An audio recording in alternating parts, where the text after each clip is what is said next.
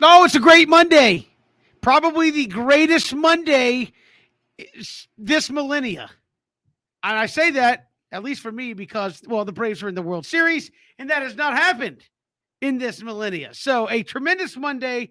We are glad you are with us. I'm excited to be here. We will hear from Sid Bream, Braves legend. We'll get his thoughts on putting together a run like this and this Braves team going into the World Series. Unbelievable run. Just unbelievable play in key moments by this Atlanta Braves team. And so, again, state of Georgia is like ground zero for big stuff happening this weekend. Braves will be at home in the World Series. You got Georgia, Florida this weekend.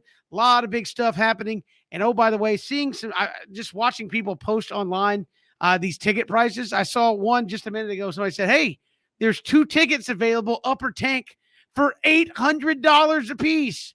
Atlanta is going insane for the World Series, and you'll love to see it. Kevin, I just want to sit back today for a couple of hours and let your joy just resonate. I mean, amazing, absolutely amazing, incredible, improbable.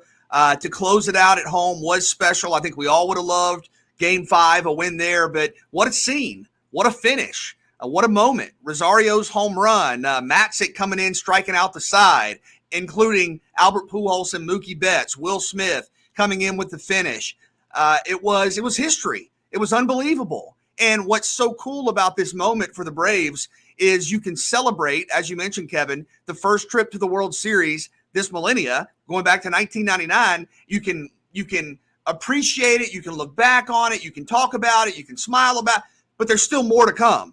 The real fun starts tomorrow night. Game 1 in Houston as Atlanta makes a run at the World Series championship. You have the pennant. I think you feel great about what you've done in the postseason. Just a remarkable run. And with all due respect to Houston, great team. I know they've dealt with some injuries. Lance McCullers not going to be available for the World Series, one of their starters, but a lineup that is very formidable. But I think if you're Atlanta, you feel like you have the momentum. I mean, quite honestly, with what you did against LA, who just about everybody at the beginning of this thing said they're the best team, well, you beat them and did it without even having to go to a Game 7. So I think the Braves feel like they have a momentum advantage, if such a thing exists, over Houston. Been a World Series is within reach. Let's celebrate all that's been done. It's incredible to reflect on, to think about, but there's more coming, and it starts tomorrow. I'm watching those highlights. I'm not even going. I'm watching those highlights, Kevin and BJ, and I'm saying to myself, everything you wanted in a game, you got it. Theatrics, you got the drama. You got the back and forth, but BJ, there was a wise gentleman that said to win in the postseason, you have to win with pitching. Well, if you saw the end of that game, Matzik to Minter, I know Luke Jaskin, he had an appearance, and Mr. Will Smith himself, it's like he took command of the mound. He had control out there. He looked poised. Eddie Rosario, he's a rock star. He's an Atlanta Braves legend for life. Austin Riley showed off, his defense, and Freddie Free is Freddie Free. But the unstoppable force meets the immovable object. Who wins? I don't know which one was which, but I do know that in the process of these Braves learning how to win through losing, because BJ, you saying you learn how to win from losing. Well, this Braves team got a lot better from year in and year out. And I'm looking, and once again, Kevin was going through the message boards and all this. If a if was a fifth, what will we all be? I think you have to be old enough to know how to finish that. But I give this Braves team a lot of credit because they stayed poised. Like it's funny when these narratives become, you prove these narratives right. Oh, we just want to win the truest, and they did. It was in dramatic fashion, and the last guy to get struck out was Mookie Betts. Mookie comes to the mound, and there go Will Smith. Will Smith said, and BJ, you and Kevin said, this is the way he gets. Kevin said they paid these guys for the postseason. Will Smith was on the mound. He looked poised. He looked confident. And what's the way we parted?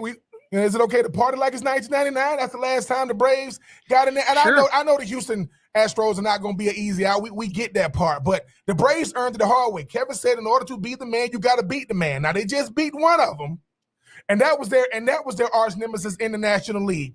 You got to be able to beat the Dodgers to make it to the World Series. They got it done. I don't want to hear about who wasn't there, because if they say they didn't have Kershaw, well, Atlanta didn't have Ron Acuna. Atlanta had Marcell Ozuna. Atlanta have Mike Soroka. Ian Anderson grew up a lot. We forget that he got called up just a year ago, and look at what he's doing in the postseason. So I just think that I was very, very proud of these Braves. I mean, when you look at what they had to go through to get there, I saw the radio crew. I saw Ben Ingram and those guys on Twitter. They trying to keep it under wraps, but Truist Park was rocking. Will Smith went out there and earned his money. Now you got them Houston Astros, but everything you want in a closeout game, you saw it. And dare I say, the guys who were, quote, the weakest link during the season became, the guys that got him there, Will Smith, Magic, and those guys, shout out to them. They went out there and, brought us home. Yeah. And again, I look at this team playing with a lot of confidence. And, people were, again, Braves fans, I said, look, BJ, I tried to get everybody in their mind last week. Look, no curses. Look, you either go out and make a play or you don't. And I think this is a Braves team that Saturday night went out and made plays. Now, I happen to be out and about. I had my kids doing some sports and stuff, so I didn't get to watch the game. I listened to it on the radio network. And I'm telling you what, I felt confident. Listening to those guys deliver that game, I've never felt better as a Braves fan in that game. I know people say, well, you had the players. You had the guys to put out there in positions to go get it done, and they did. I mean, you're talking about, Ben Ingram and those guys go, look, Tyler Matzik delivering one of the performances for the ages. That's why you have him out there. We had a question, take 3 last week.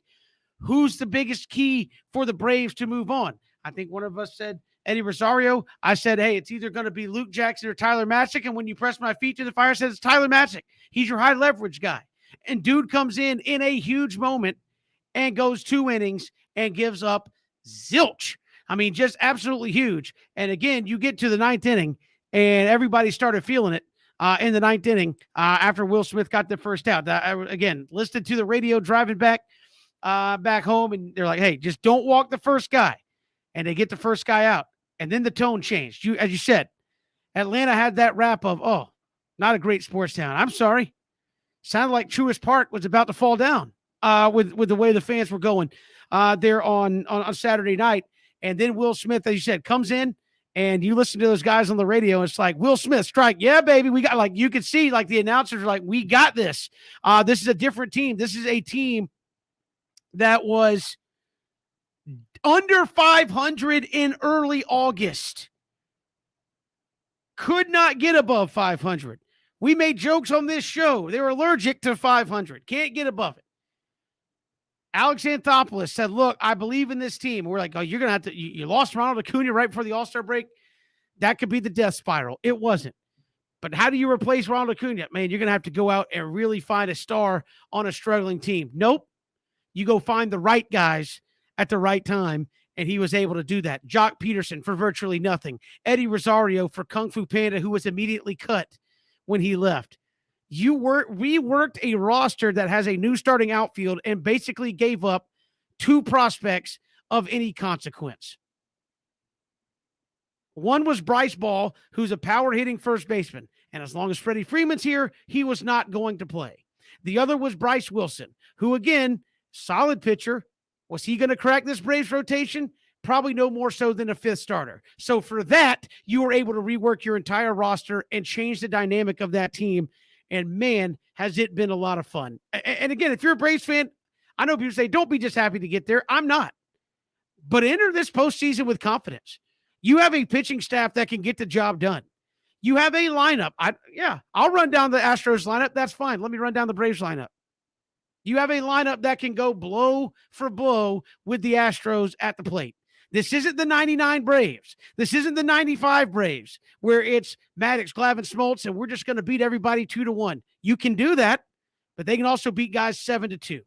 And you should be entering this World Series with a lot of confidence. I'm not chalking anything up, but you should enter this postseason as a Braves fan with a lot of confidence in what this team does and way they go about their business each and every day, and guys that can go out there and get the job done. Look, I'm the biggest Braves fan out there. I feel confident going into this series. I'm not overconfident. I'm not chalking anything up, but I'm excited about what this team is capable of doing and seeing what they're going to be able to do. And I think when you talk about getting here, there are a couple of guys that stand out to me. You guys have already mentioned them, but just to spend a few more minutes, Tyler Matzik. Baseball is one of those sports where we tend to focus on the home runs, and then we tend to focus on the moments at the end of the game, right? The 9th inning. I'm watching two runners get on base. Okay. I'm watching a tenuous lead start to become a little iffy.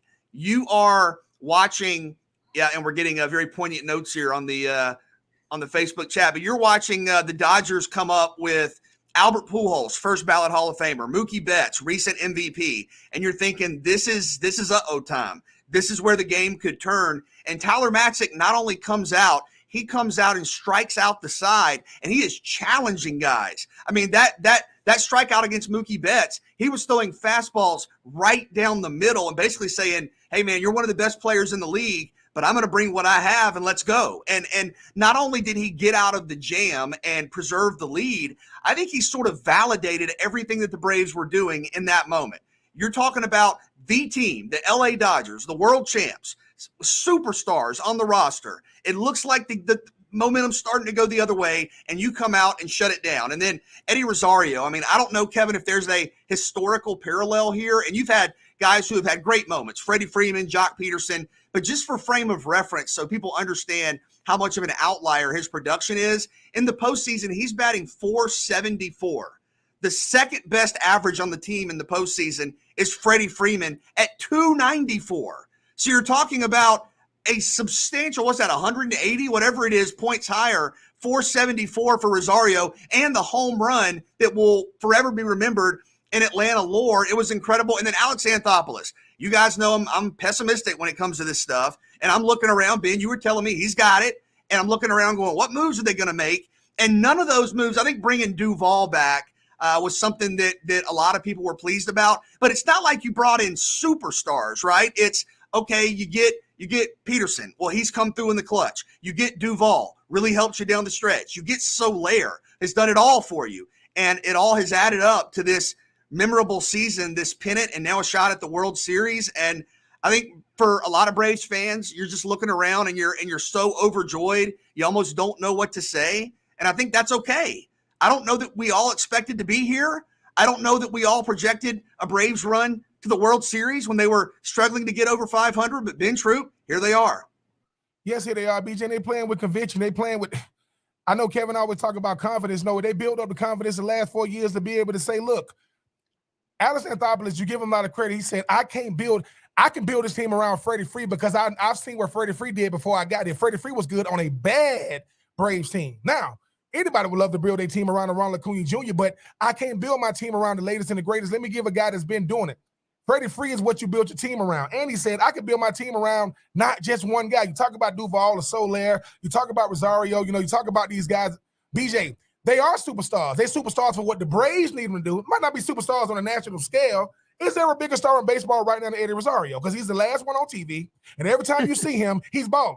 I get it. He's not Bryce Harper. Don't need to be. Bryce Harper's watching. No, he's not Mike Trout. Mike Trout has been to the playoffs one time. So when people start talking about being, quote, the face of baseball, superstars and legends are made in October. Ask Eddie Rosario. 14 hits. 14. There are guys struggling to get 14 hits during the season.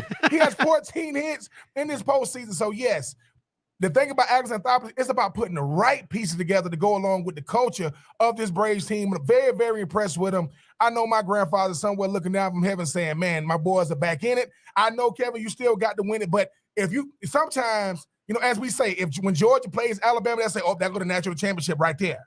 Then they got to go to the college football playoff. Well, I just played the best team I'm going to play. I'm not saying that the Dodgers are better than Houston. I'm saying there ain't too many teams in baseball better than the Dodgers. You come through that type of road, I think you built to go out there and play with anybody. Yeah, should be coming into this thing with a lot of confidence. We got a lot to talk about in terms of the Braves in the World Series. Oh, by the way, it's Georgia and Florida in Jacksonville this week. We'll talk about that coming up on the show as well. Franz Beard, Gator Country will join us. Shannon Snell, former Gators All-American offensive lineman, will join us. John Stinscombe, former All-American offensive tackle there at Georgia. He will join us in the final hour. We're talking Georgia and Florida today on the show as well. But when we come back, really doesn't need a whole lot of introductions.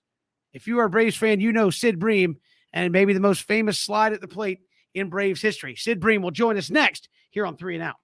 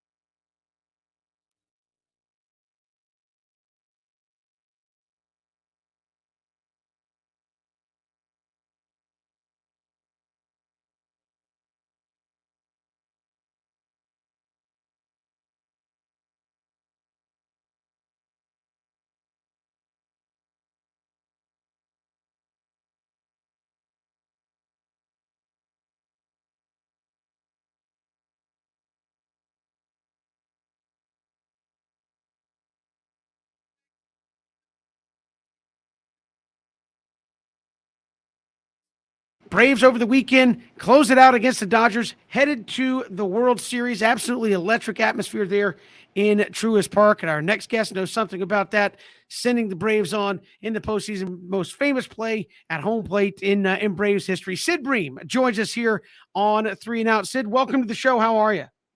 I'm doing great, guys. I mean, great to talk to you again. Yeah, we appreciate you coming on. The Braves headed to the World Series. Nothing like that feeling to see a team finish it off in the National League and get there. I know you were a part of that with the Atlanta Braves. You watch this team, and this team has an entirely new outfield from where they started the season. Missed a couple of key pieces in that rotation.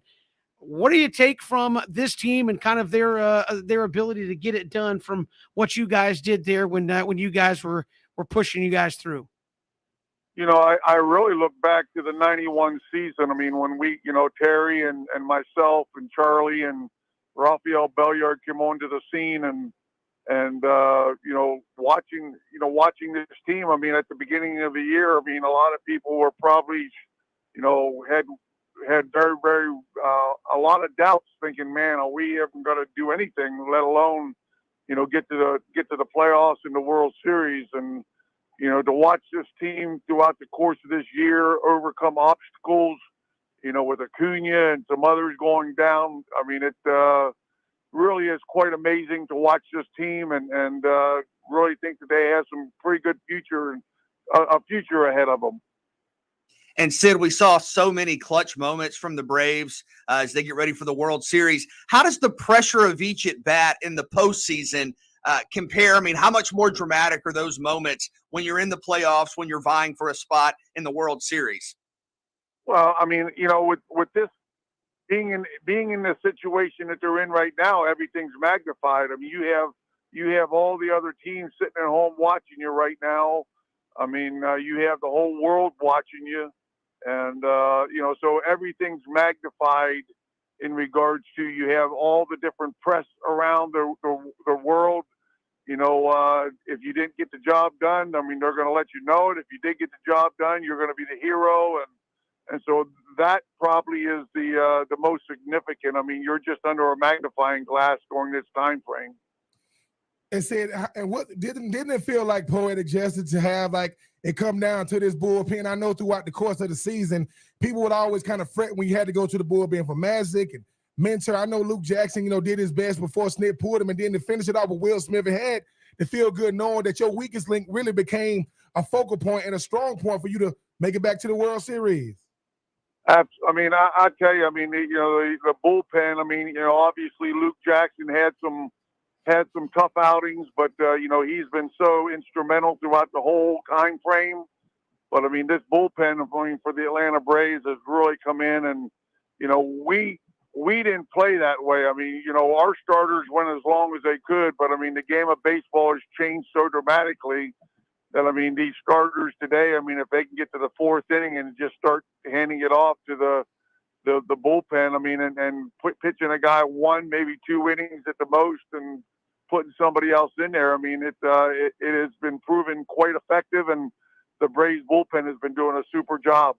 And Sid, as a baseball guy, how do you feel about the way that game has changed? As you said, it's the Braves and Dodgers for the right to go to the World Series, and I think we saw no less than 2 games in a best of 7 where each team said, we're just going to throw guys. It's a bullpen game. Like you said, when you guys went, there was no question who was pitching and what they were out there to do. Now it's, hey, if we have 1 or 2 guys we really trust, the other games we can just chalk it up to Johnny Holstaff, and used to never see that in postseason games.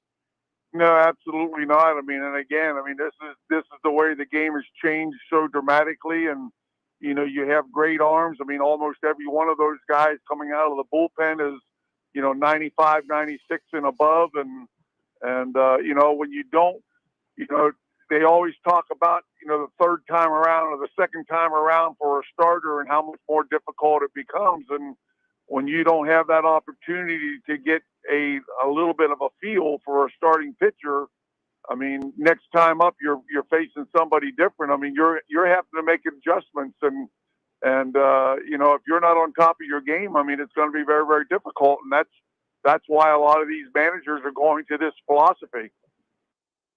You obviously know the position well, but Sid Freddy Freeman, one of the great first basemen in the game. How special is this moment for him to make it to the World Series, and what makes him the all-time great that he is?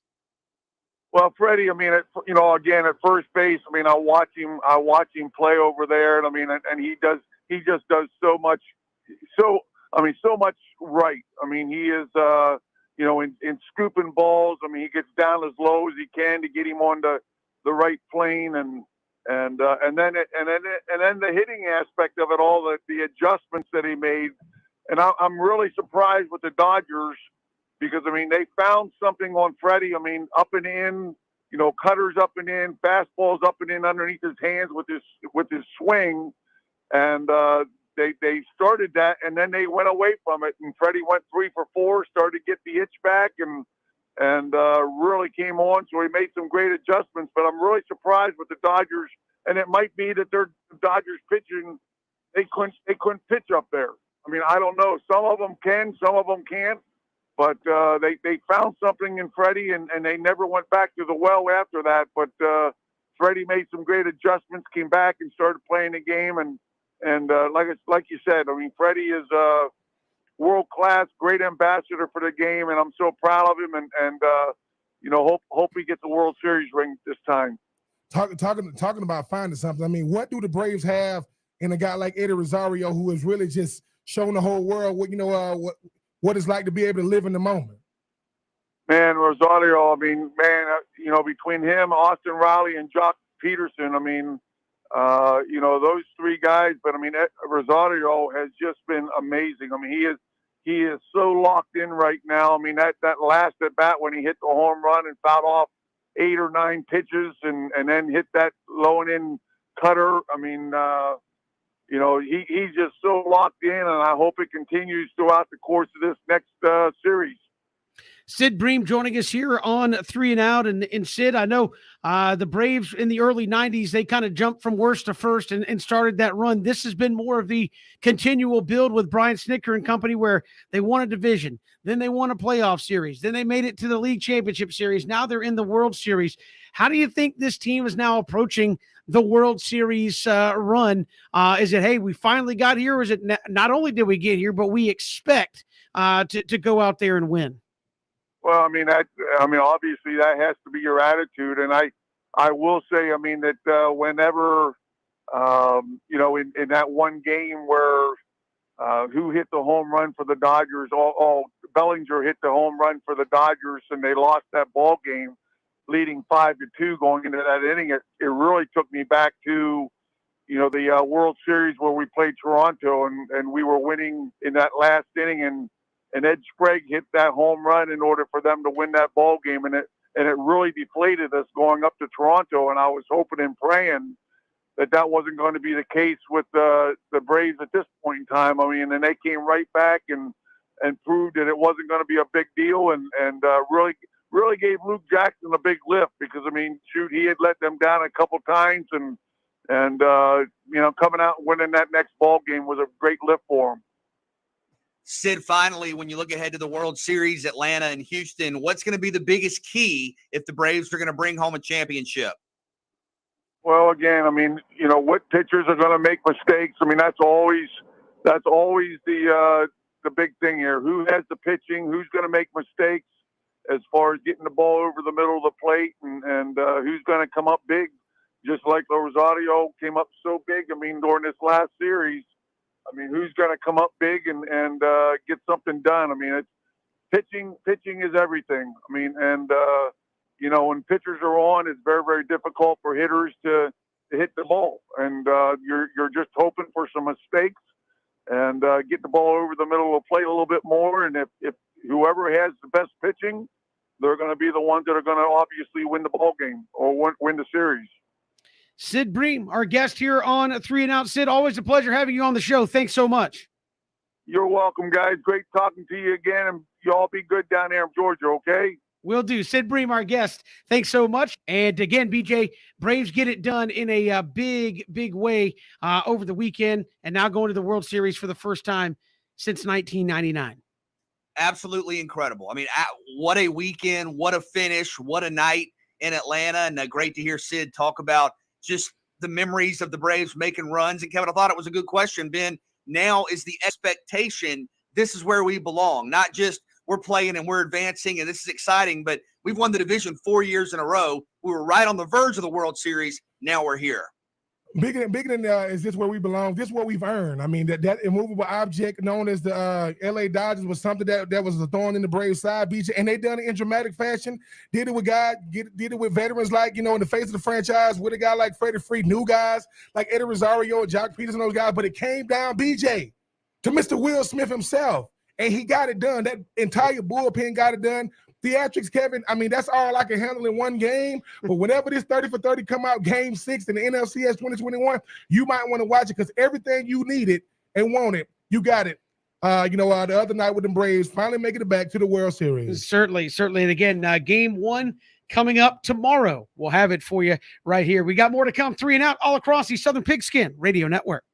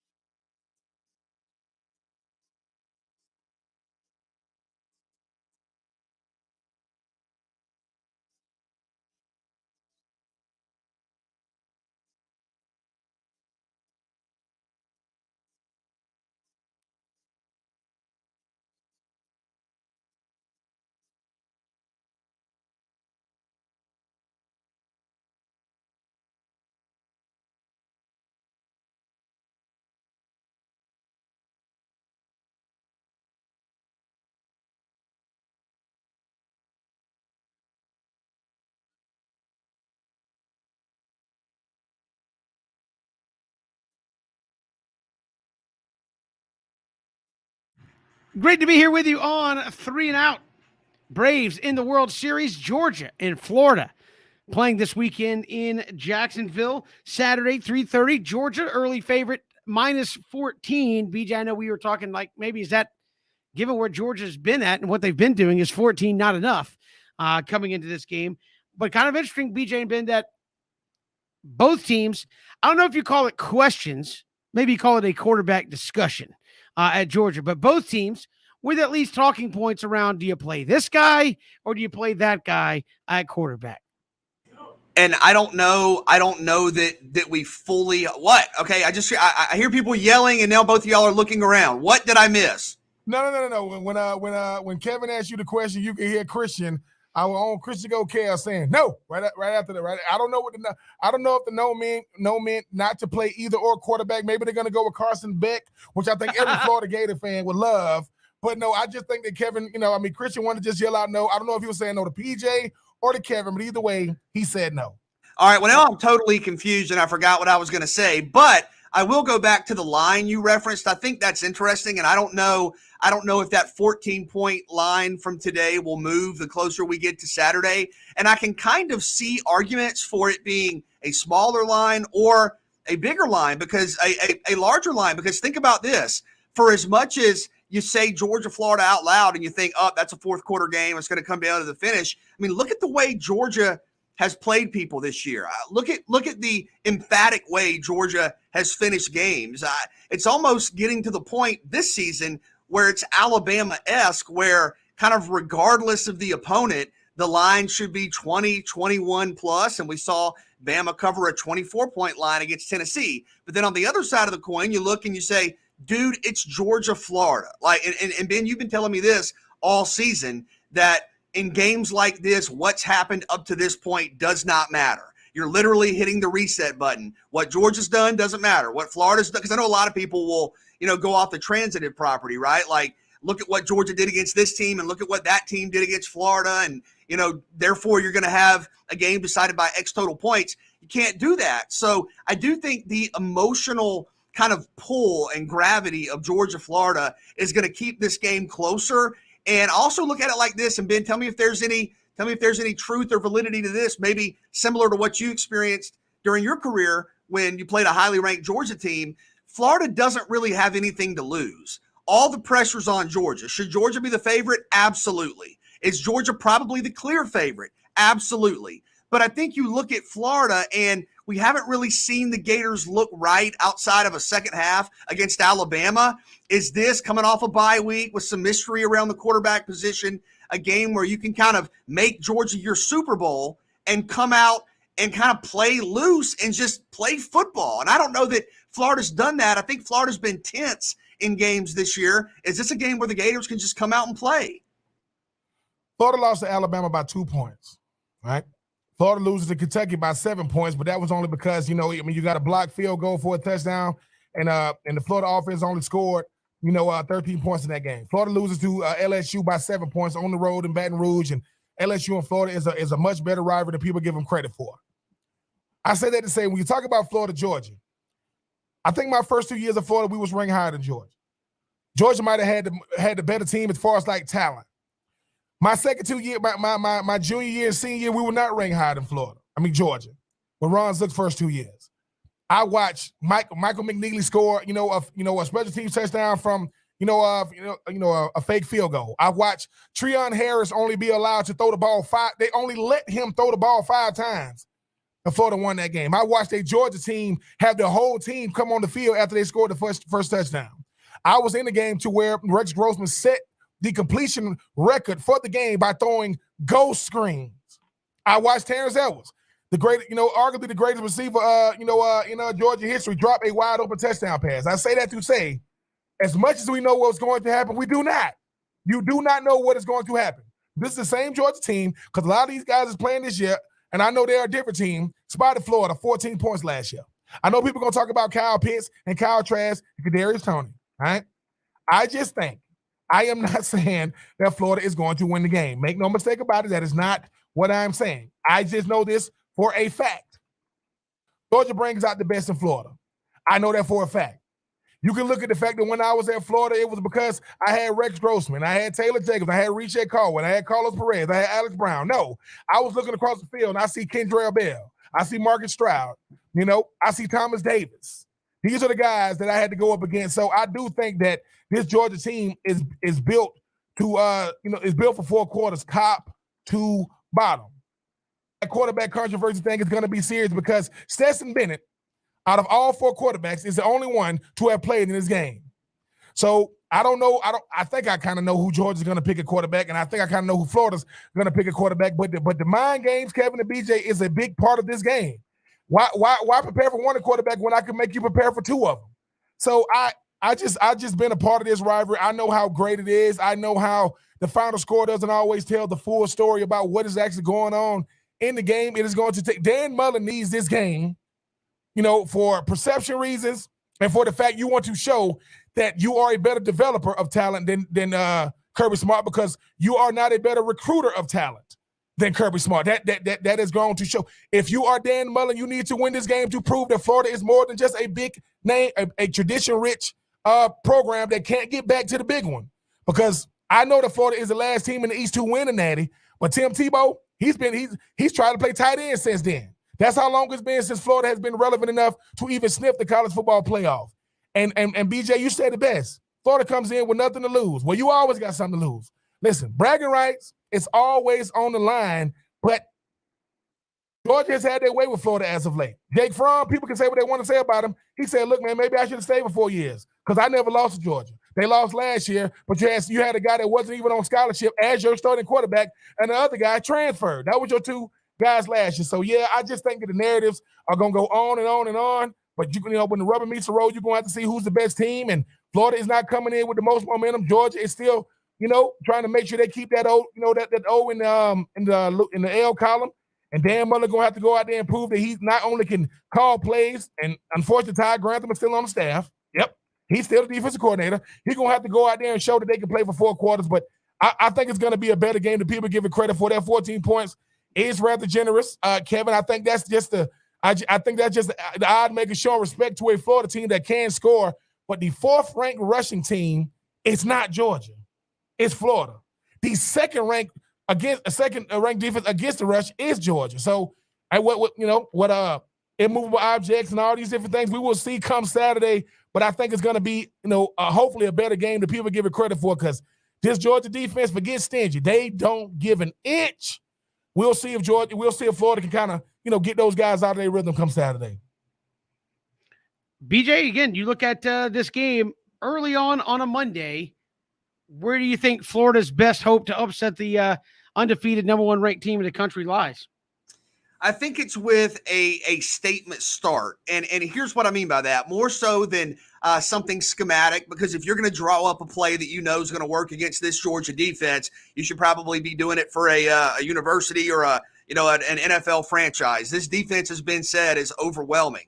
I think what Florida has to do is find a way to make the first big play or 2. And normally in games, you can see the tone of the afternoon set right away, right? Like, you might not know who's going to win, but you'll know what type of game it's going to be on the first 3 or 4 drives. Is it going to be a low-scoring game? Is it going to be, one of those high-scoring Big 12 games? Is it going to be sloppy? Is it going to be back and forth? Is it going to be a game of runs like Texas-Oklahoma? I think Florida's got to validate themselves early, because, look, of course the Gators think they can win this game.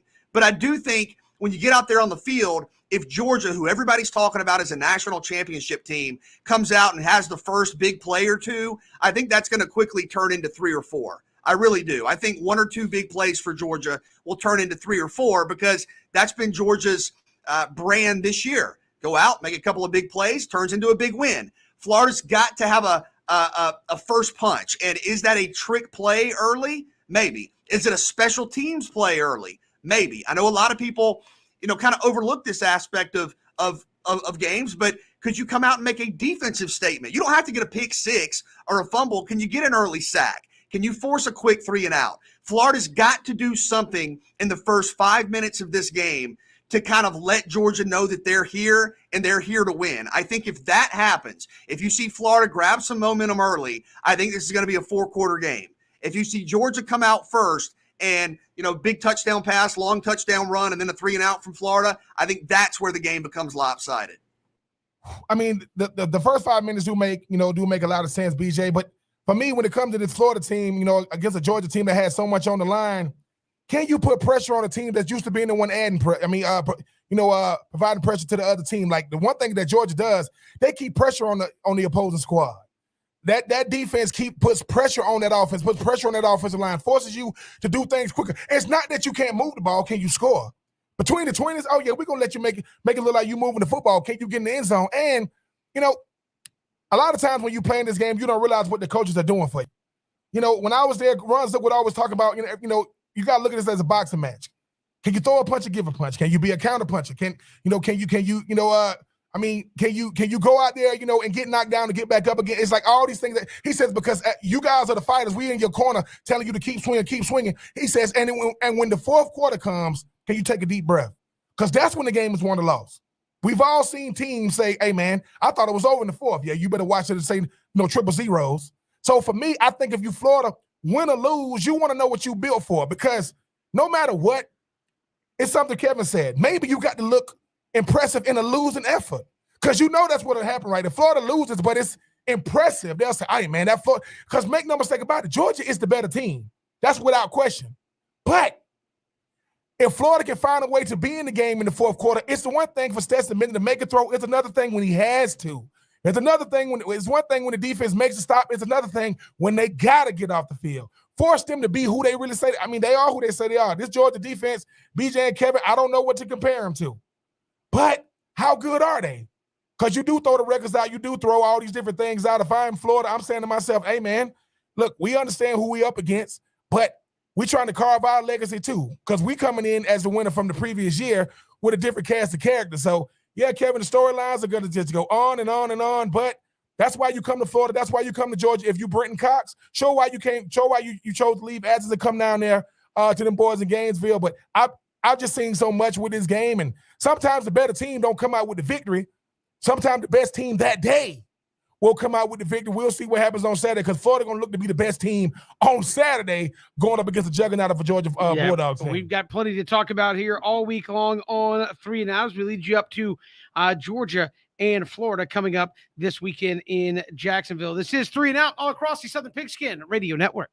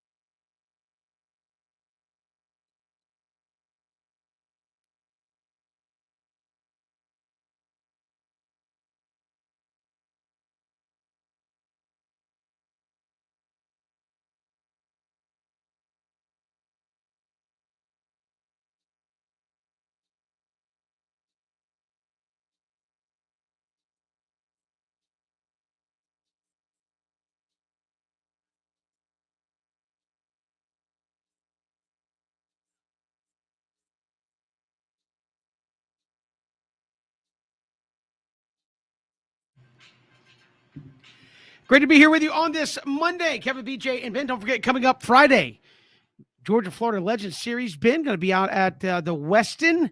Absolutely free for folks to come out. And I know you've got some Georgia and Florida Legends going to be sitting down talking about this game on Friday evening. Yes, everybody, listen, we need you guys to be, clear your schedule. Make sure on Friday the 29th, you are at the Westin on Jekyll Island at 7 p.m. to watch some of some of your favorite Georgia Bulldogs and some of your favorite Florida Gators of this game. I mean, Willie McClendon, Washawn Ely. You're talking about Carlos Alvarez. D Webb, DJ Jones, Jeff Chandler. It's gonna be. Listen, this is the thing. Not only is it gonna be fun, it is going to be free. Free 99. Kevin Thomas will be there. BJ Bennett will be there. Christian O'Kale will be there. I mean, you might get a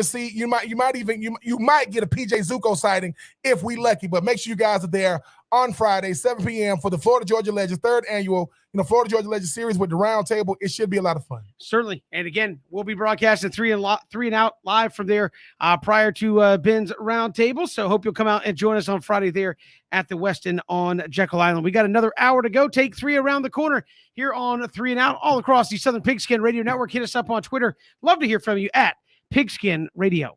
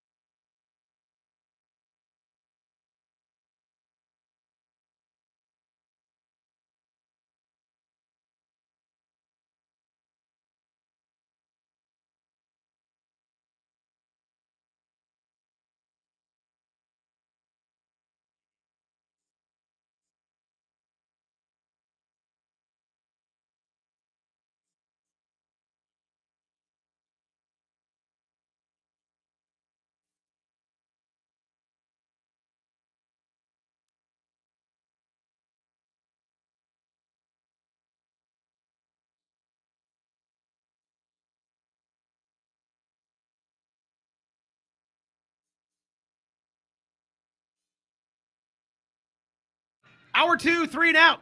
Here on the Southern Pigskin Radio Network, Kevin, BJ, and Ben. A lot to get to. We're talking Georgia, Florida here this hour. Franz Beard, Gator Country, will join us. Also, Shannon Snell, former Gators All-American offensive lineman, will join us here in hour 2. John Stinchcomb will join us in hour number 3, former Georgia All-American offensive tackle.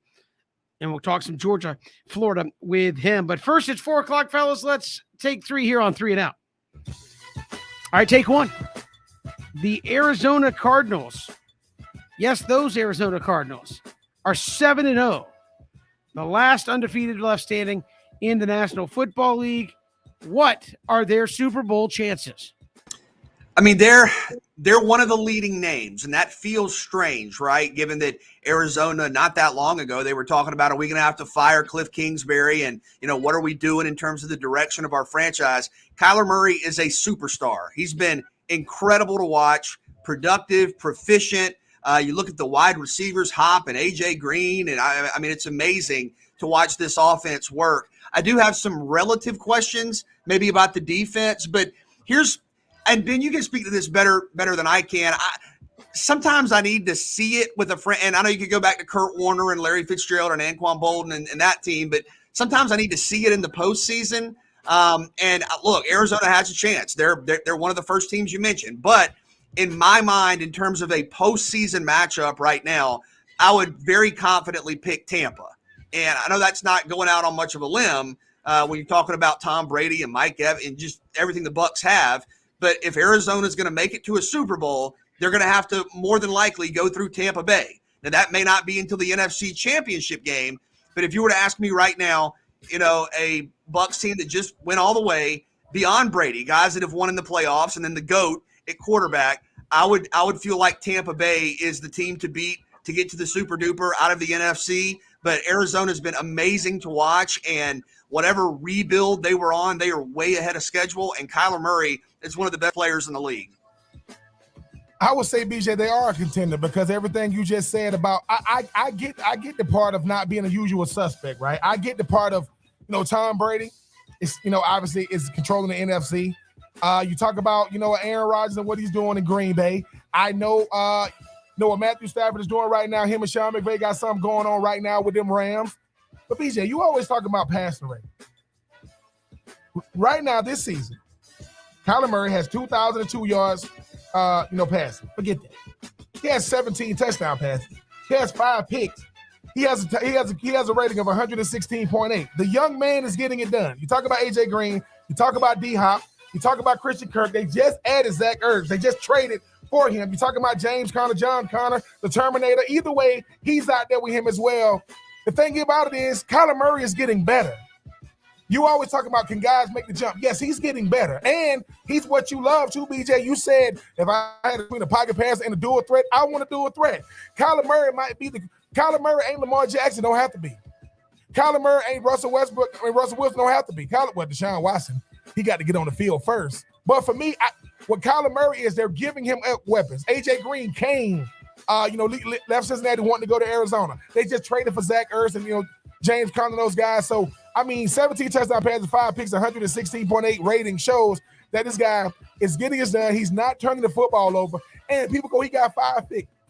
5 picks means he's willing to take chances. So for me, BJ, yes, he's in one of the hardest divisions in football. When you look at the fact that, San Francisco, Seattle, you talk about, you talk about the Rams. So it's not like he's coming out of an easy division. Yes, I think those Arizona Cardinals are real. Cliff Kingsbury, people trying to talk about him like Sean McVay, like, oh, the offensive play calling. You might want to slow down with that. But there is only one team that has 0 losses. They reside in Arizona, and their quarterback is not even 6 feet tall. Yes, them Arizona Cardinals are legit. I think I'll reserve judgment until we get a little bit later in the season. But yeah, I don't know that I give them a great chance there to get to the Super Bowl. All right, moving along. Take 2. Miami beat nationally ranked NC State. Doggone it. We were talking about the picks last week, and I said, no, the ACC won't ACC itself, which if you don't know what we're talking about, if you're ranked and have a chance to play a good team and stay there, you will lose because that's what the ACC does. I said, no, not going to happen. I was so distraught, I called Dave Dorn after the game. I said, Dave, What happened? He said this. I said, I've never agreed with you more in my life, Dave. Was that enough, though, for Manny Diaz to cool off his hot seat there in Miami? Probably not, and I don't know that that's inherently fair. Miami played great, and give them a lot of credit. You mentioned it, Kevin. If an ACC team gets into the top 20, I think NC State was 19. I mean, you talked about it. I was listening, and then you picked against it, and I picked against it.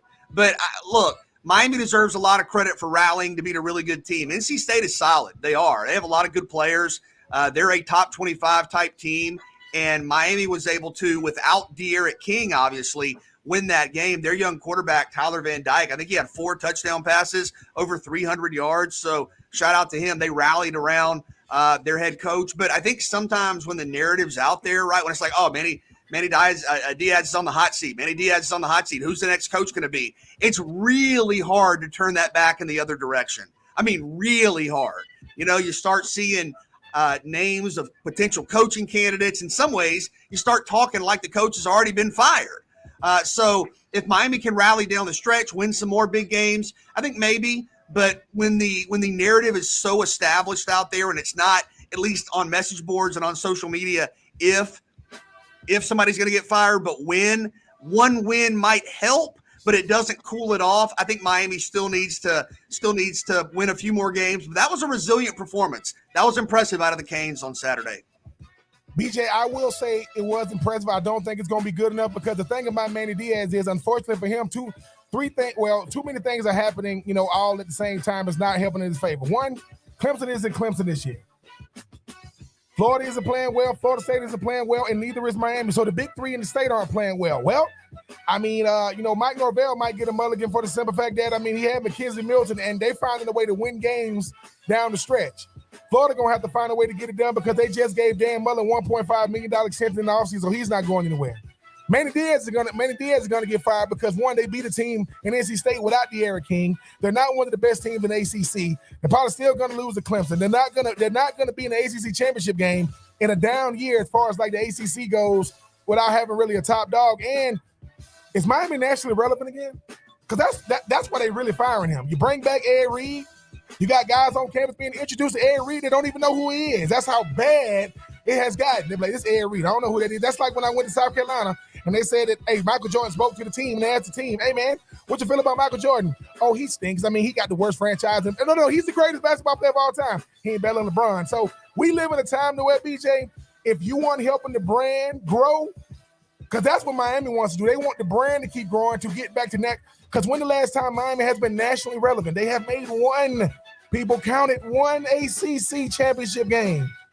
That ain't the Miami I played up against. I kind of wish I got this Miami and not them early 2000 Miami teams. But I think he's going to get let go, BJ, because of reputation and perception, not the fact that he can win without De'Aaron King, because you couldn't win with him and you win it without him. That'll get you fired quicker than anything else. I don't see Miami. No, they're going to make a change. I mean, they're chasing their tail a little bit, as you said, Ben. I believe. All right, moving along. Take 3. Bryce Young appears to be the favorite to win the Heisman. Who, though, is your top contender? Your number 2. Yeah, I think Bryce Young is the favorite. Got a story up on southernpigskin.com today about Bryce being the favorite for the Heisman. Had some statistical milestones over the weekend. But, man, Kevin, you were telling me about him late last week because I didn't have him at the top. I didn't have him right there in my top 3 or 4. But I think after Saturday, you have to take a very serious look at Kenny Pickett. And I know he was not a preseason candidate, but has had some massive monster performances this year and against Clemson. And keep in mind, Clemson is not good, but their defense is still elite. They entered Saturday with a top 10 pass efficiency defense rating. Overall, one of the best defenses in the country. And Kenny Pickett completed 64% of his passes for 302 yards, 2 touchdowns, and 0 turnovers. And very rarely do you see quarterbacks go for 300 plus with no turnovers against Clemson. So I think Kenny Pickett, maybe kind of a late name, relatively speaking, to the party, but you just did that to Clemson defensively. Normally when people beat Clemson, or this year, I should say, it's like 17-9 or 10-3, like with Georgia. Kenny Pickett had a great game I will put him in the number 2 slot, slightly ahead of Matt Corral right now. I love what Kenny Pickett is doing. I think that's a great pick by Kevin. I mean, them Pitt boys are finding a way to get it done, and they're doing it. DJ, you know they're going to bring a defense, but they're doing it with offense. Matt Corral, I mean, him and Lane Kiffin, I mean, they are a match made in heaven when you talk about a guy that's a dual threat. CJ Stroud, people have kind of like, I don't know why people have soured on him at Ohio State. I mean, the guy's flat out getting it done, but for me, it's Caleb Williams. Because all those guys I mentioned before were all starters. Caleb Williams has superseded Spencer Rattler. Spencer Rattler has played his last down of football in Oklahoma unless Caleb Williams get hurt. That play he made this weekend, because sometimes your Heisman Trophy moment might not be, a big-time play down the field. That play he made when he took the ball from the running back and got the first down to seal the win, that's instinct. People think, sometimes the Heisman guy might not, maybe he didn't start the season. But Oklahoma has postseason aspirations, and the reason why they are on track is because the most highly sought-after position in football is not the starter, it is the backup quarterback. If I got a backup that keeps me on track, not to only win, but to keep our college football playoff hopes alive, it's got to be Caleb Williams. Love what Pickett is doing. Obviously, Matt Corral. Obviously, when you think about, Bryce Young and what he's doing. But for me, BJ, I'm going to have to go with, Mr. Caleb Williams. Big-time school. Big-time hype, big-time pressure, finding a way to get it done. All right, I got a little bonus one for you. Take 3AB, whatever you want to call it. Take 3B. Because we got to throw it in there on a day that the Braves go to the World Series. Tyler Matzik, where does that performance rank on your all-time Braves performance chart? Right up there with anything else you can name. I mean, it was incredible in terms of postseason moments. When you think about not only the situation he was in, right, where you're talking about the Dodgers with momentum, 2 runners on, a chance to take the lead, you come in, strike out the side. That's one thing. But who you did it against, I mean, to do it against Albert Pujols, a tremendous power hitter, one of the all-time great power, nope, strikeout.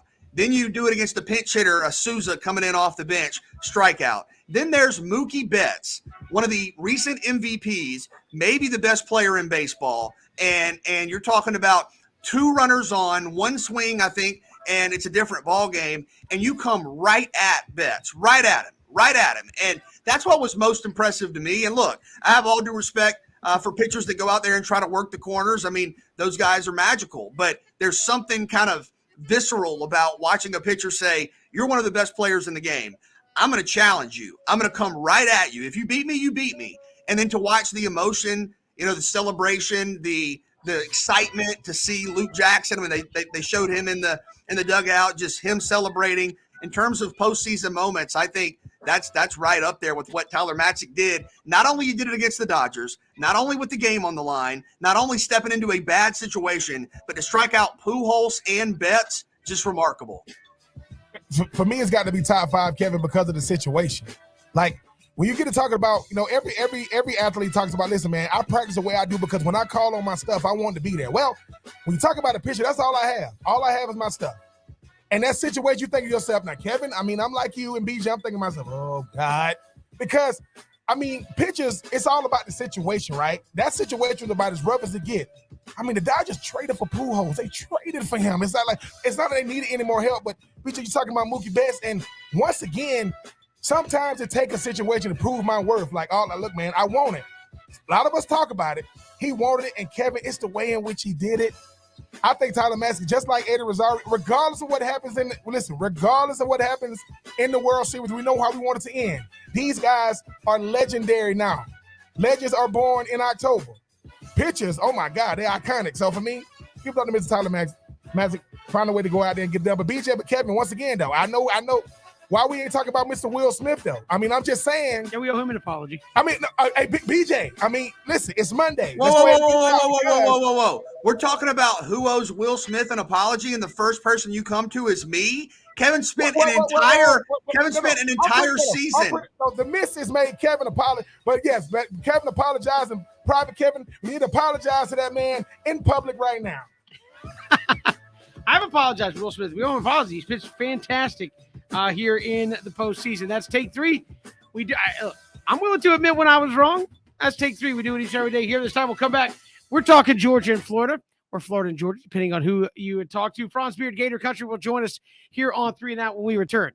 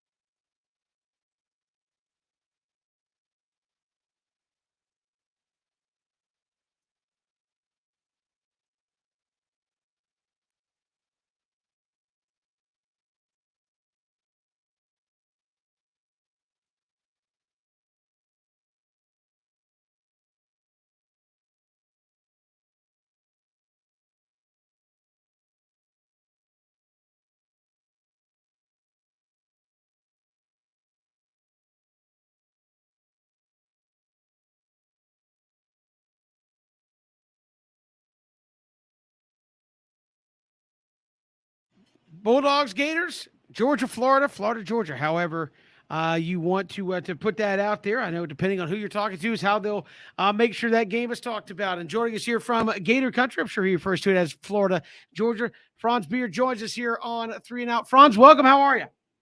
It's a good day. How's everything up there in scenic Savannah? Hey, we are doing fantastic, getting ready for another big weekend for Georgia and Florida. Gators and Bulldogs squaring off.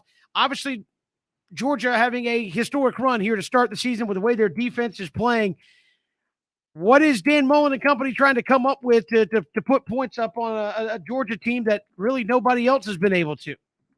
Well, if he does put up points, it's going to be a first this year. But I will say this, Mullen wasn't given much of a chance to put up points on Alabama, and he put on 29, and quite frankly, Florida should have won that ball game. Now, I'm not going to say Florida's going to beat Georgia, but I will say this, scoring points, Mullen knows how to do that. My concern isn't so much with Florida being able to score a few points, because I think they will.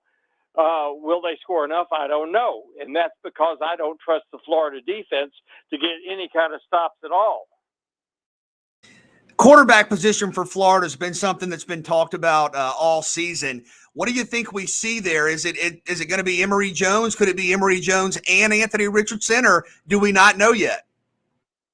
Well, Dan is saying he's going to play both, and I think that's probably the smart thing to do, because you don't want to tip your hand. You don't want these folks to up at Georgia to spend all their time, 80% of it, say, game planning for one guy.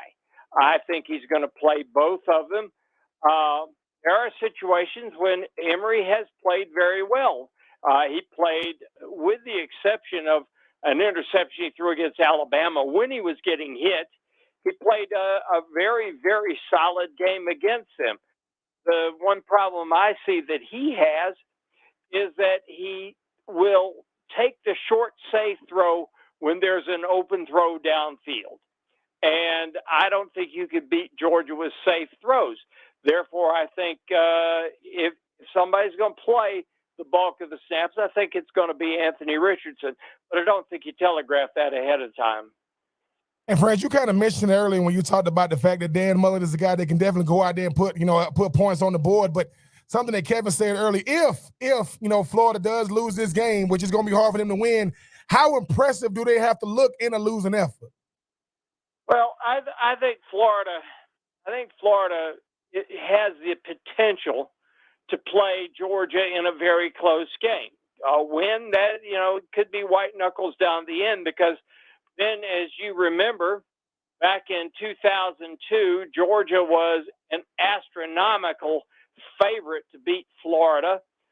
Georgia came in the game ranked number 5 nationally and unbeaten, and nobody was doing anything against them. And you had Rex Grossman, who had a sore arm. And so that was the game that Florida became the master of the 2-inch pass and beat Georgia doing it. So strange things happen in this game.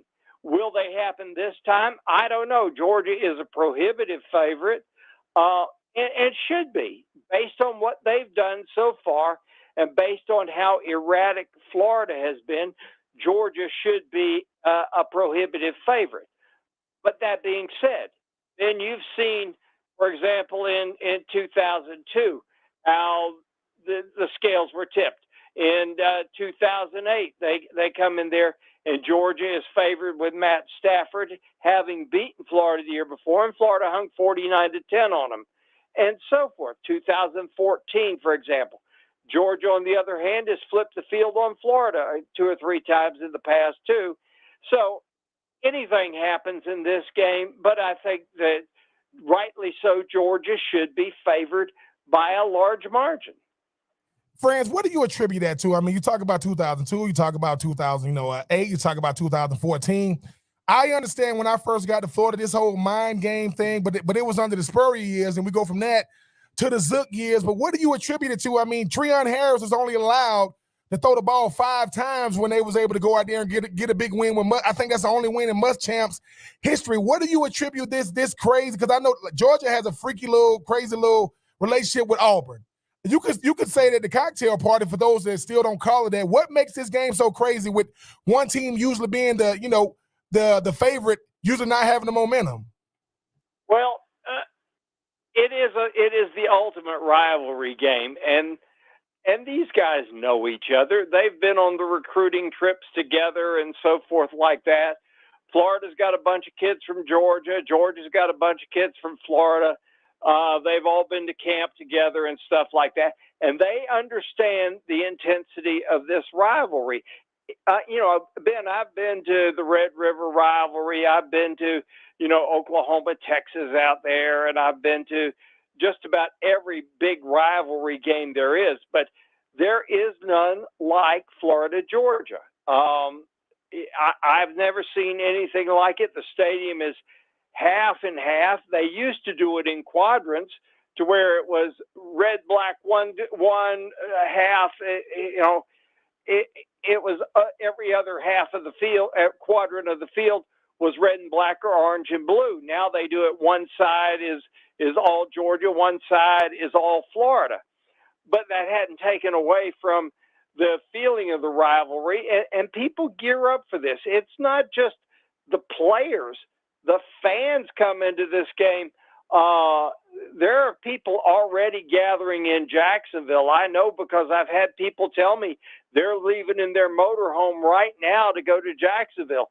Game's not till Saturday, but they're going to be there tonight, and the people will just keep on gathering in there till Friday in Jacksonville is an absolute zoo. The game means so much. And Ben, I'm going to ask you something. When your bus came over that bridge that first time, and you looked down at the stadium, what happened? Did every hair on your body stand up? Well, yeah, I mean, I don't know how much body hair I had at the time, but whatever I had did stand up. But the thing about it is, friends, I don't know if people noticed. All I saw was red and black, and the Georgia fans was actually on our side, and they was pushing our bus when it parked.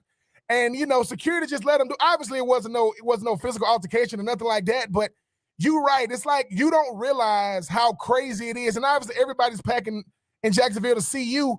I'm an 18-year-old wide-eyed freshman just doing my best to say not mess up. And I'm thinking to myself, okay, when are we gonna see the orange and blue? I don't know how the Georgia player side. Maybe they had Florida fans on their side. But what was crazy is, being a guy that got to be in this rivalry, it is crazy because you don't realize how much it means to the fans until you actually get there. And there is a genuine love and hate relationship going on, but it is about as genuine as it get. I mean, my father and mother went to the game not too many years ago, and my dad had on an all blue Jumpman, from Georgia fit. And my mom said a Georgia player, a Georgia fan told him, "I know who your son is. I know who you are, and y'all made the wrong choice." Well, it's kind of that way, and of course, for the Spurrier years, let's face it, Georgia did make the wrong choice. P.J. went to Georgia, did make the wrong choice. It was 11 out of 12, and Urban Meyer beat Georgia 5 out of 6 years. So we've had these streaks of dominance. I mean, goodness, back in the 1980s, Vince Dooley would just kind of show up there, and I'm convinced that how dogs will they'll pee someplace and they're marking their territory so they know how to get back home. I'm convinced that Vince Dooley went in there and peed in the end zones, and Georgia knew that's where they're supposed to go, and they came in there and just beat the Gators all the time. But it was unbelievable how Florida could find ways to lose ball games they couldn't lose, like Run, Lindsey, Run. I remember that. I remember Richard Appleby on a tight end around touchdown pass, 75 yards to Richard Washington. And Henry Davis, who didn't give up a touchdown pass in all the games prior to that, and didn't give up another one, steps in a puddle and falls down, and Georgia gets a touchdown pass on I I don't think they completed another pass the whole game. They may have completed one or two, and they win the game 10-7.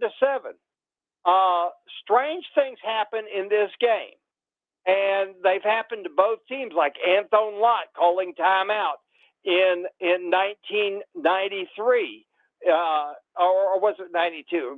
It was in 92. That's right. He calls timeout, and Florida ends up winning that ball game because he called timeout. And I know Georgia fans hate it, but the replays of the game show he had the call of the timeout before the ball was snapped. So, but just the same, that's just one example of how weird this game can be. And so I look at it like this.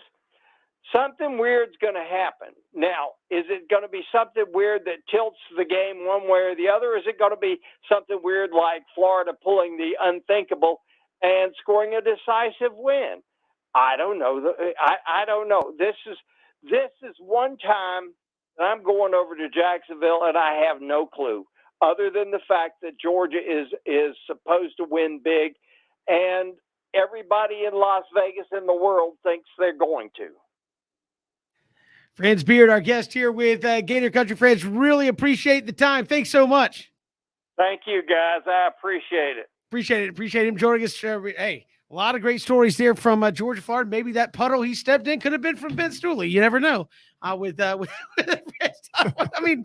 what a great time there. But yeah, Georgia, Florida. You do never know in rivalry games. Weird stuff usually happens. That's what makes the rivalry game great in the first place. BJ, is when you see these games. And it's not just Georgia, Florida, but others where there's a big, long, drawn-out dislike of the other side. Usually some weird stuff happens to get it to that point. I think that's a good way to put it. I think Franz is right. There's going to be something that happens that tilts momentum. Is it a turnover? I always say keep an eye on special teams in big games. Or is it, maybe a player that's not a superstar coming through with a big-time conversion? Something's going to happen early. How the teams respond will tell the tale. I just hope it is in Florida's favor, BJ and Kevin. But yeah, I was involved with some crazy things. People go back to 2002, and I was blessed enough to be able to catch the game with a touchdown pass. What people don't realize what led to that was Taylor Jacobs, who was leading the leading receiver coming into that game in the SEC, hurt his ankle in the first quarter. So we had to really change up the whole game plan. So Carlos Perez, Kelvin Kite, Aaron Walker, myself, and Rex Grossman. Yes, we did it with a screen. And the thing is, I know Thomas Davis, who is going into the Florida-Georgia Hall of Fame in 2021 inductee. I told him something after the game that I should not have told him. I said, Thomas, yeah, if we run a screen, yeah, and I am blocking you, and you are inside of me, can't you make the play? He says, yes. I go back and watch the tape. There is 0% chance that you can make a play when you are inside of me and I am blocking you. I already have outside leverage, but I saw Terrence Edwards drop a pass. I saw Randy McMichael drop a touchdown pass in this game. I've seen crazy things happen in this game. I see DJ Shockley, and I love you. I seen DJ Shockley, a two-time SEC champion, a SEC game championship MVP, throw a pick, tried to throw it to Terrence Edwards, picked off by Gus Scott, a Jacksonville, Florida native. So hey, man, we hopefully a lot of those things go them Florida Gators way this Saturday. And we've got more to come here on 3 and Out. When we come back, Shannon Snell, former Gators All-American offensive lineman, will join us. How do they block that front defensive unit for Georgia? We'll see if he's got any answers for us when we return. It's 3 and Out on the Southern Pigskin Radio Network.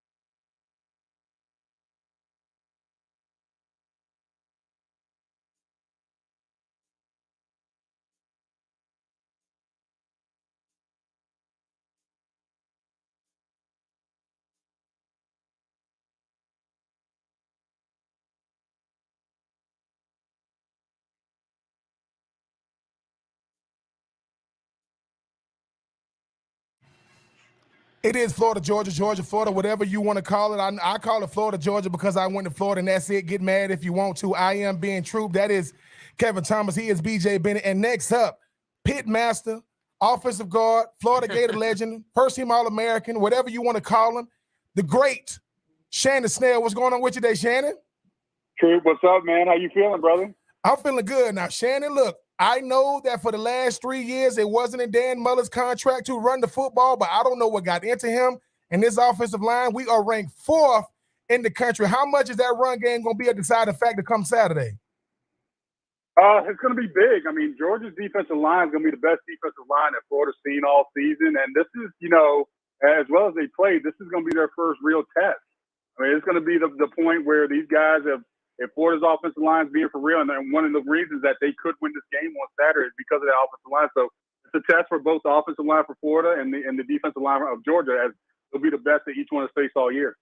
And Shannon, you mentioned that Georgia defensive front. I mean, overwhelming opponents to date. What's going to be the biggest key for Florida up front to limit the damage of Georgia's front seven? Well, first of all, they're going to have to get past the hoopla. Normally, when you come out in the early mistakes, normally for Florida, if you want to execute a game plan, especially being a team that runs the ball quite a bit now, is to kind of limit those mistakes early on. We saw against Alabama that, once those mistakes started happening, there was a couple missed assignments. But once they started getting rolling, they were fine. It really is limiting those early mistakes and really, play your game. A lot of times you get hyped up for playing a team of the caliber of Georgia and playing against some guys that are really highly ranked. I think they need to let go of the fact of what their stars were or where they were supposed to be ranked or what they're being talked about as, and play their game and play how well they've been playing all season. Shannon Snell joining us here on 3 and Out. And Shannon, you look at going up against a defense that doesn't give up pretty much anything in Georgia. Where can they be attacked? Where can Florida try to have success against a group that doesn't allow anything to anybody? Well, first of all, they got to be balanced. That's the first and foremost thing for Georgia. They want to get you into bad situations, 3rd and long, 2nd and long, and really force the issue by, creating a really heavy pass rush attack. For Florida, we don't want to get back into the spot we were last year where you're dropping back 50 times a game. Don't get behind the sticks. Florida's got to be really good about at least making it 2nd and medium and 3rd and short, and really keeping the defense off balance. You see against, even against Kentucky was really good about kind of keeping to their game plan, not dropping back 100 million times, being able to kind of keep some sort of balance to keep, in Georgia, for every great athlete that they have, they don't know every offensive play. So keep it balanced, try to keep them on their toes, and you'll have a better outcome on offense. Shannon, the quarterback situation, a lot of speculation. Does Florida play Emory Jones, Anthony Richardson? Do they play both guys? What do you think is the best option for Dan Mullen at quarterback? I got to defer to Dan because he knows better. But if anybody's watching, and I'm a guy that thinks Anthony Richardson should be the guy, I think that's probably what it is. He's shown in every game he's played, minus one where he didn't get a whole lot of snaps, that he's been explosive. He's taken plays that might have been a broken play and made something out of them. So when you have a guy like that, that's really an added benefit, not to mention he can run the ball. He can put the ball on the rope. So he's got all the intangibles, except for being in a really, really big game. He didn't get the chance to play in that Alabama game, our biggest game up to date. So, I mean, if Dan does decide to start him, which I think he's earned that right just by what he did against LSU in his last game, I think Florida probably would have a better outcome. But once again, Emory did such a great job against Alabama. I think we saw the best of Emory Jones in that game. If he could replicate that, I think Florida still has a great shot. Shannon, you being a guy that played in the trenches, playing against guys that, it's not like you went against slouches at Georgia. Richard Seymour, Marcus Stroud, David Pollack, Charles Grant, and the list goes on and on. But there is a monster by the name of Jordan Davis. You cannot move him. If you're going up against a guy like that who obviously is there to just put a lot of pressure on the center to make it to where, you just take him out of the progression run game or passing game, how would you attack a guy that big, that fast, that athletic? You got to think about it, just keeping two guys on him, double him. Like if he's at the 3 technique, sliding your center to the, in pass protection to the 3 technique, or if he's playing that nose, doubling him with the guard in the run game. I mean, it really is important not to put your guys on a one-on-one situation. And I think Florida's done a really good job with that all season, is sliding to the strength. Now, the only time that I didn't see them do it, and they lost quite a few one-on-ones, was with the number 4 from Kentucky, and he was a pretty good player. Jordan Davis is probably better than that. So I think Dan and crew and I think they have a plan. I think they had a plan in mind to account for him, because if allow that guy to kind of run loose, he's going to wreck a game plan and really put Florida behind the 8-ball before the game even really gets started. Shannon Snell joining us here on 3 and Out. And defensively, I know for Florida, are you really preparing for anything different if it's JT Daniels or Stetson Bennett at quarterback for Georgia? No, I think Georgia watched the LSU game and realized Florida can be pretty weak up front. If you can out-scheme them, you can run the ball on them. And Georgia's always kept some good offensive linemen. They've kept a game plan where they've run the ball. Normally in the series, going back to even when I was playing, is that the team that rushes the ball the most successfully ends up winning the game. Now that's changed a little bit over the years, once or twice, but the team that rushes the ball most efficiently is probably going to end up winning this game. It's about ball control. I like to say that this game's not going to be you're not going to see 49 to 42. It's going to be a little bit more of a defensive struggle, and especially with all the criticism that the defense for Florida has gotten over the last couple of weeks. I think they settled down. I think they actually end up playing well, but in the same breath is that you still have to be able to break past that Georgia defense. I do think Georgia's going to try to go long, hit some big plays, maybe stay away from Kyrie Elam, maybe try to hit down the middle seams, the safeties, try to make it a little bit of a different game. So just expect the unexpected from Georgia. They're not going to just line up and hit you in the mouth. They're going to do some things that are really going to challenge Florida on the defensive front and in the secondary. And Shannon, we always hear Ben reflect on the rivalry. When you think back your time playing against Georgia, what stands out? That we never lost to them. We get to a point that it's I don't know what it's like to lose to Georgia, and that's Troop was the same way when we came in. It was always that rivalry, and Troop being from Georgia and me being from Florida, it was that important fact that you have to win this game, or this game came down.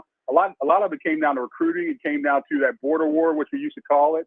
It was always so exciting when we come over the St. Johns River and we see all those Florida and Georgia fans out there tailgating and stuff. It was one of my favorite games of the year because it was just a split right down the middle. You had a sea of red and black and then a sea of orange and blue. And it really is my favorite game to watch every single year, even since I was playing.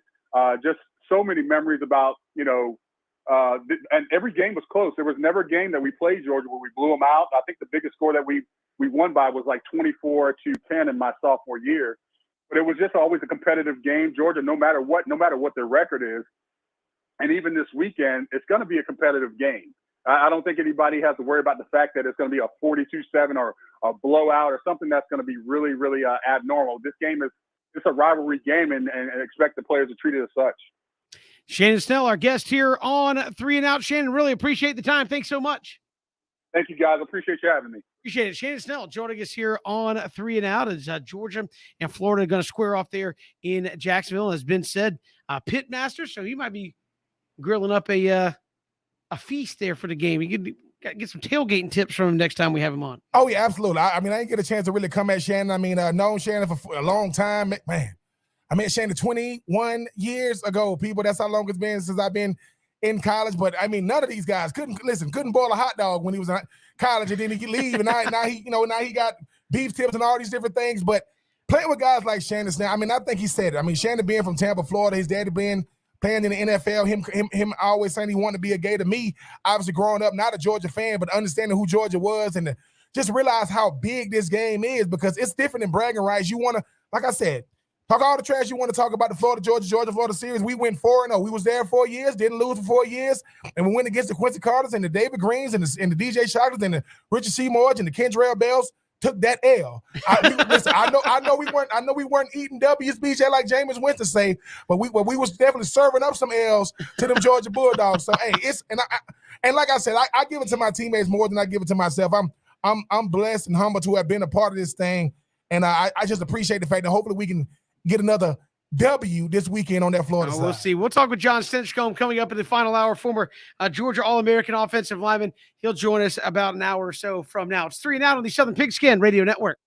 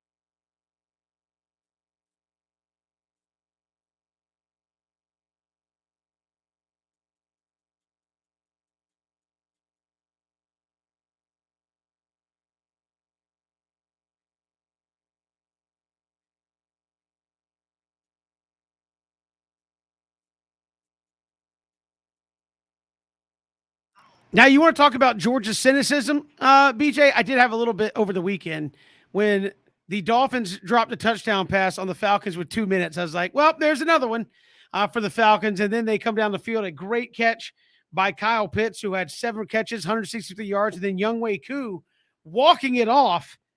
Falcons getting a little mo there. They're up back to 500, 3-3 in the league with a Younghoe Koo walk off. Yeah, he's great. One of the best kickers in the league, without question. Another huge kick from him. Then Kevin mentioned the production from Kyle Pitts. I know we running out of time here, but 163 yards this fast? The future is here, people. I told y'all, Kyle Pitts. I want to see him get in that zone, but 7 for 163, that is my career in one game. Shout out to that young boy with 8 on his chest, Pitts on his back, representing them boys 2 times. Yeah, I want to say I saw Wes Durham or somebody tweet out that it was the best tight end production in terms of yardage in a game, maybe in like 20 or 30 years for the Atlanta Falcons. With Tony Gonzalez and some of those guys, hard to believe, but a huge day there for number 8, Kyle Pitts and the Atlanta Falcons. We'll come right back. Braves in the World Series. Got to be fired up about that. We'll also hear from Matt Stinchcomb. John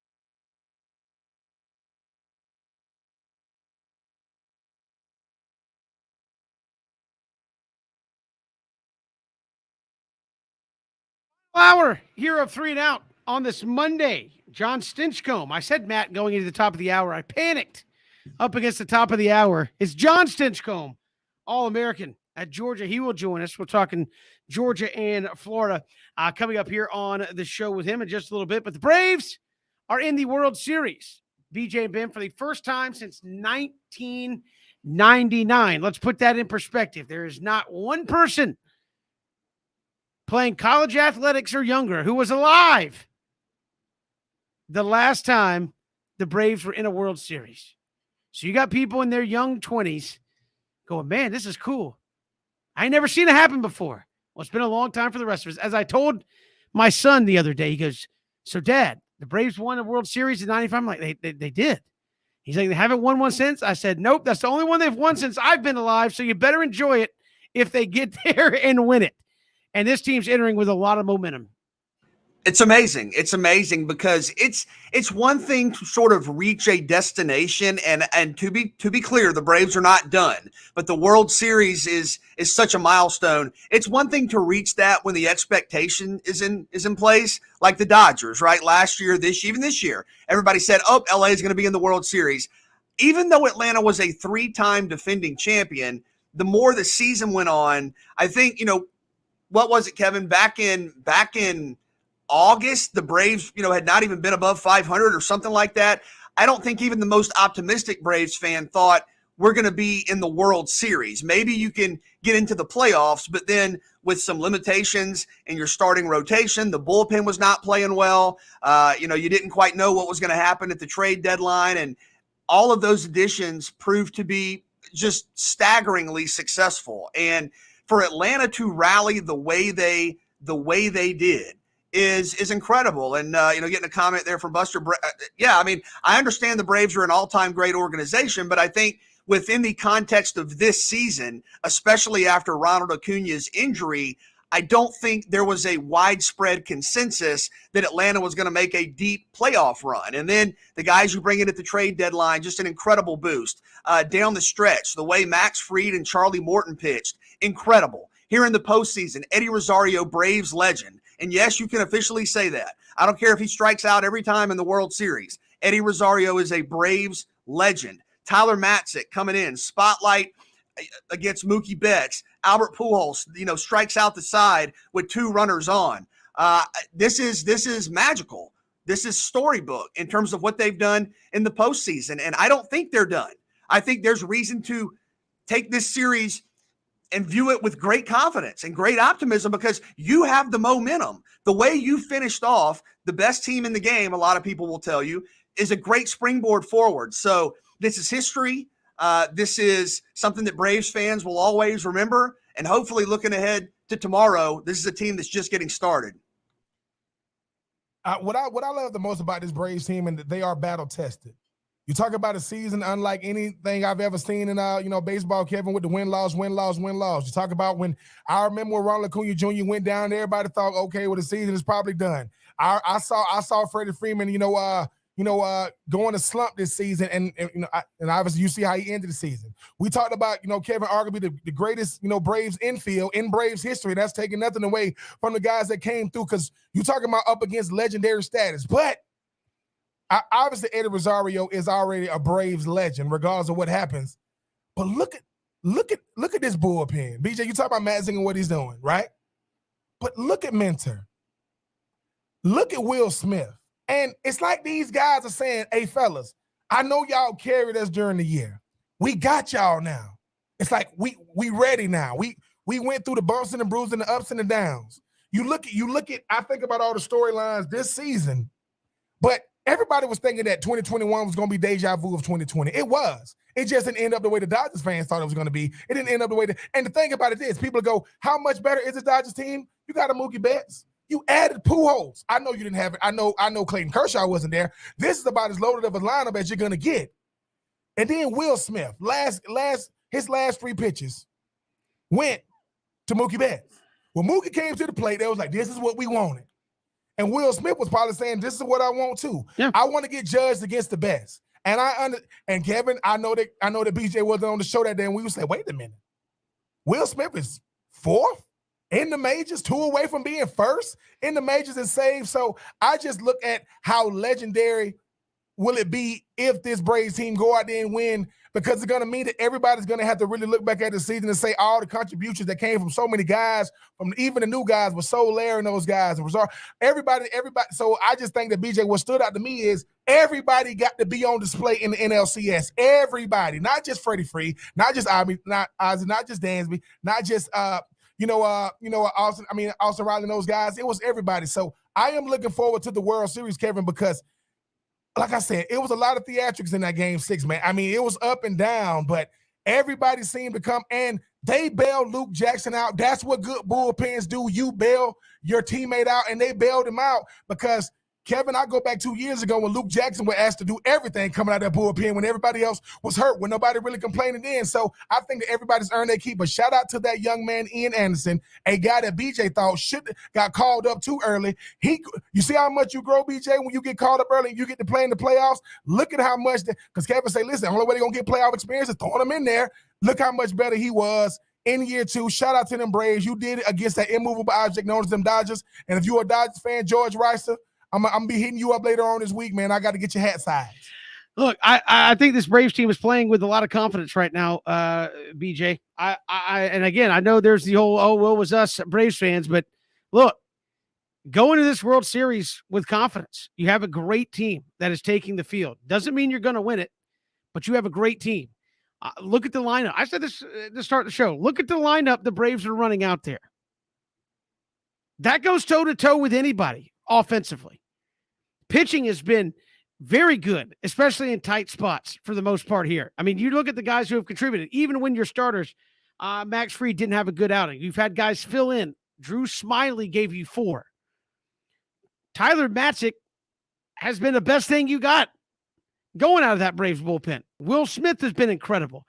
I had some folks talking about, we were in a group chat and somebody's like, oh man, Will Smith. So I'm like, go look at the numbers.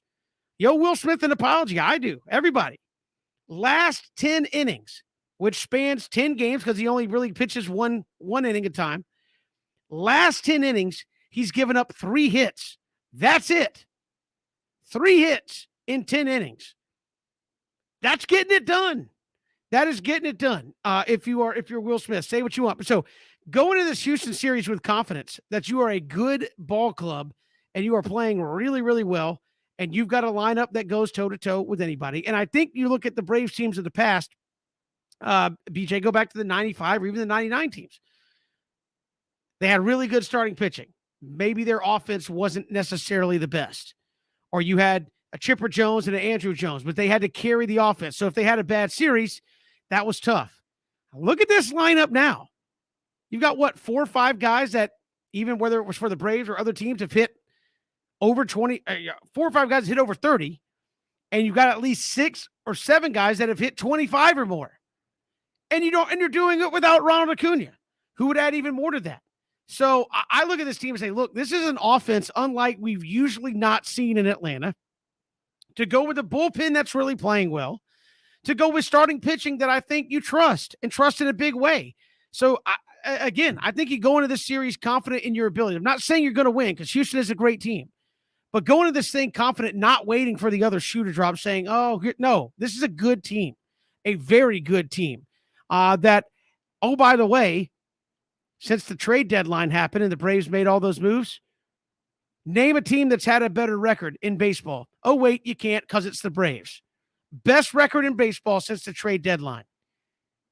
It's a good team, man. I know Braves, again, it's an Atlanta thing. You can't get over it. It's a good team. And they are the hottest team in baseball. The numbers reflect that. I think the confidence is there. You could see the conviction in the big moments in that LA series, whether it was, a pitcher coming through, whether it was, somebody at the plate, Eddie Rosario, great defensive plays from Dansby, from Riley, from Adam Duvall in center field. I mean, you can see the poise. You can see that this is what the Atlanta Braves expect to be doing. And it's so remarkable to think about this team not long ago, couldn't win 2 games in a row. Now they're the hottest team in baseball. But here's something I wanted to ask you, Kevin, because Braves haven't been to the World Series in a while. We haven't had to think about this. Tomorrow and in the games in Houston, you will have the designated hitter. So you have a deep lineup. You have options. Jorge Soler is back. Obviously, Jock Peterson has been incredible in a pinch hitting role. How would you kind of manage the lineup? Who would you plug in at DH, and where would you bat them in the order? I mean, I'm looking at Jorge Soler as my DH only because he has not played a whole lot of baseball in the last week or so when he had to go out with the positive COVID test. So I'm looking at him saying, look, don't put him in a position where he's got to go out there and just jump right in it. Take your cuts and get it done. I mean, look, Rosario is so hot. You would risk temptation putting Soler back up there where he was performing so well. But I mean, BJ, if you put him fifth behind Austin Riley, where's the easy out in the lineup, especially with the DH? Like, where's the guy in the lineup that you look at and say, yeah, if we get in a jam and this guy comes up, we're good? Where?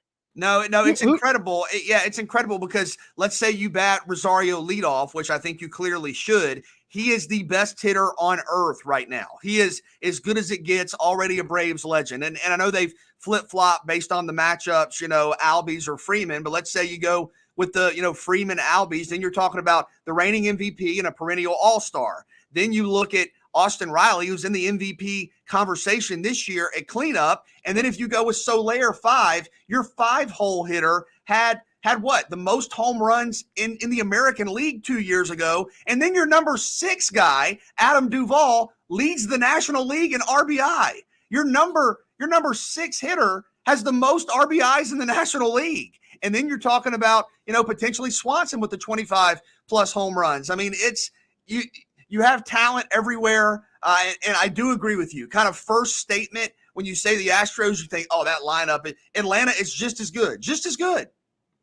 Not only is Atlanta just as good, Kevin and BJ, I mean, listen, we need to stop talking about Atlanta like they're not one of the last 2 teams standing. They've earned this. This isn't because, the Dodgers didn't have somebody. No, they earned this. And they've been earning this the last 4 years.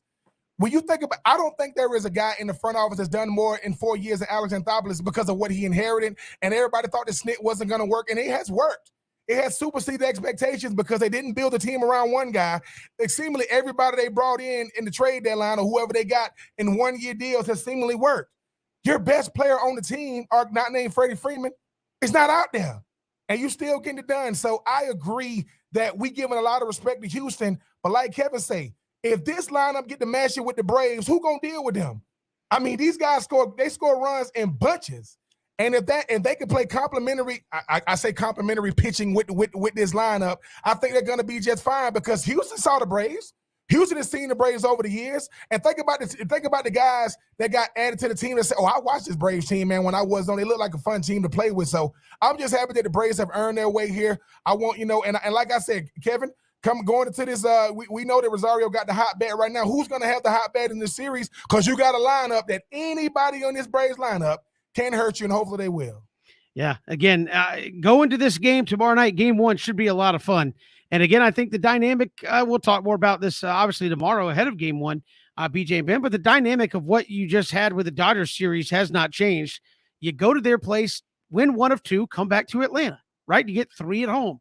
And so I look at that, and that's got to be the strategy. Get off to a great start in game 1, and who knows what will happen with the way this Braves team is playing. And the Astros announced today Lance McCullers not going to pitch in the World Series. That's a big loss for them. He's pitched great as one of their starters. So tough for the Astros, but hey, no excuses. Again, people came out today. Oh, well, the Dodgers didn't have Bauer and didn't have look, Braves didn't have Ronald Acuna. Braves did not have Mike Soroka. I mean, how good would that team be with those 2 guys in this lineup?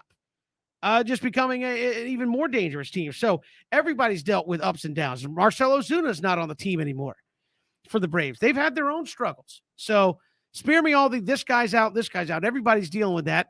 Now it's just time to go win 4 games and be the champion at the end of the day. We've got more to come here on 3 and Out. We've got Sid Bream, Braves legend. We'll hear from him when we return. And shortly after Sid, we'll chat with John Stinchcomb, former All-American lineman at the University of Georgia, and we'll talk Georgia, Florida with him. It's 3 and Out on the Southern Pigskin Radio Network.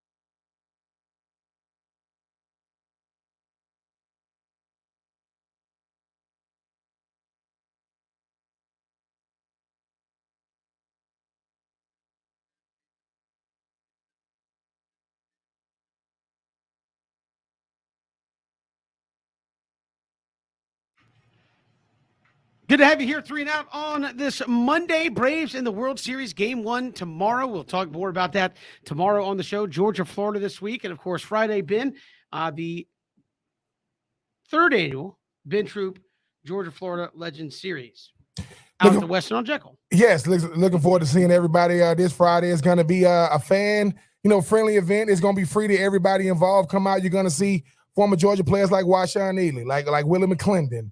You're gonna have big time players, like Carlos Alvarez and Jeff Chandler, and D Webb. And I'm just looking forward to having everybody come out. I mean, DJ Jones. I'm just looking forward to have everybody come out. I mean, it's going to be a fan friendly event. It's going to be held at the Westin on Jekyll Island. Going to have a round table at 7:00. Come out, get a chance to see some of your favorite players from the past: Carlos Alvarez and Willie McClendon and DJ Jones, and Jeff Chandler, Washawn Neely. I mean, D Webb. Get a chance to come out there, get some autographs, take some pictures.